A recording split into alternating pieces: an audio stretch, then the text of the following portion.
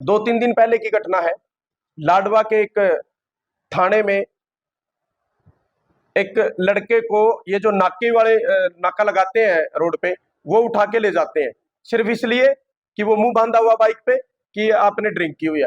दुनिया ड्रिंक करती है भाई, ठीक है, आप उसको ले गए, कोई बात नहीं, उससे पूछताछ करो, उस पर जो कानूनी कार्रवाई बनती है वो करो। लेकिन इतनी शर्मनाक जो घटना सामने आई कि उस लड़के को बेरहमी से पीटा गया और उसके साथ कुकर्म भी हुआ, गलत हरकत भी, शारीरिक शोषण भी उसके साथ हुआ और उसको बार बार दबाया जा रहा है शासन द्वारा। उसके 3 बार मेडिकल हो चुके हैं। रात जब हम सिविल हॉस्पिटल गए तब भी प्रशासन उसको इतनी प्रशासन उसके ऊपर इतना झुमा हुआ था, अपनी मनमानी कर रहा था। समाज के लोग उससे बात करना चाहते थे, वो भी जो है ना सही तरीके से उन्होंने करने नहीं दी। लेकिन फिर आमने सामने जब प्रशासन के हुए, उस लड़के से मुलाकात हुई, बहुत सी ऐसी बातें सामने आई जो उस लड़के ने बताई।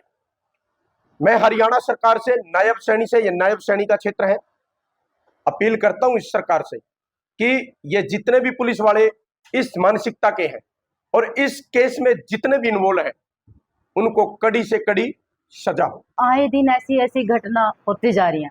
अब कुछ दिन पहले ये लड़की का जो केस हुआ था, डॉक्टर शैली अंदर तो है, पर अब भी ये नहीं है कि पिछली बार जैसे छोड़ दिया गया था उसको। अगर अब की बार छोड़ दिया ना, जिंदा नहीं छोड़ेंगे उसको, घर से निकाल के लेके आएंगे और चौक पे खड़ा करके 10 दिन बाद उसको सारी जनता उसको सजा देगी। कैसे मौत कैसे दी जाती है, कैसे तो दूसरा बंदा आप फिर दोबारा कभी किसी लड़की की तरफ आंख उठा के देखे भी ना, ऐसी सजा उसको मिलने वाली है अगर उसको छोड़ दिया गया। मोदी से मेरी तो यही प्रार्थना है कि मैं तो ये कहती हूँ, अब जो लड़के का ये केस हुआ है, ये भी कहीं ना कहीं मोदी का ही हाथ है। जब मेरे पास पावर है तो मेरी पावर के बिना ये लोग कैसे कैसे कदम उठा लेंगे। जब मेरे कुर्सी पे बैठी हूँ मैं, मेरी सह मिल रही है ना इन लोगों को, तो कहीं ना कहीं तो देख सरकार ही इनको। हाँ जी, मुख्यमंत्री का थाने का मामला है, हाँ लाडवा वाला, तो ये कैसे कैसे दबाएगा। मान ली जब पुलिस रख सकी भग सको जे, मान ली वो पुलिस के पास क्यों जाते हैं भाई, ये हमारा बचाव करेंगे, ये हमारा साथ देंगे। वो साथ देने के बजाय वही कांड कर रहे हैं, तो फिर कहाँ जाए। हमारे बच्चे सेफ ही नहीं है, लड़कियां तो क्या आजकल, अब लड़के भी सेफ नहीं है।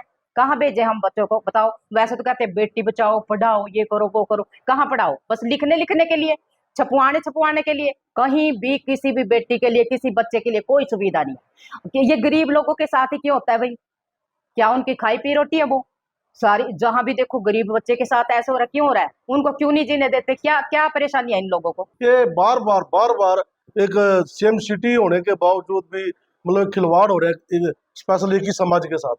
हमारे समाज को टारगेट किया जा रहा है, मुझे नहीं पता किन कारणों से टारगेट किया जा रहा है। पहले एक बेटी के साथ ऐसी दरिंदगी हुई है, अब एक बच्चे के लड़के के साथ, जवान बेटे के साथ। और मैं बताना चाहूंगा आपको कि बार बार ना पुलिस वालों उस केस को डाइवर्ट करने का काम कर रहे हैं। कल भी मैं देख रहा था डीएसपी साहब बार बार एक बात कह रहे हैं, 323 324। अरे भाई, अगला लड़का जवान लड़का, कोई नाबालिग बालक तो है नहीं, वो खुलेआम कह रहे हैं मेरे साथ दरिंदगी हुई है, वैसे गलत काम हुआ। और कहाँ पे हुआ? लाडवा थाने के बीच में 4 नंबर कमरे की बार वो जिक्र कर रहा है। क्या थाने के अंदर वो कमरा इसलिए छोड़ा गया विदाउट कैमरे के लिए कि भाई वहां पे सारे गलत काम होंगे?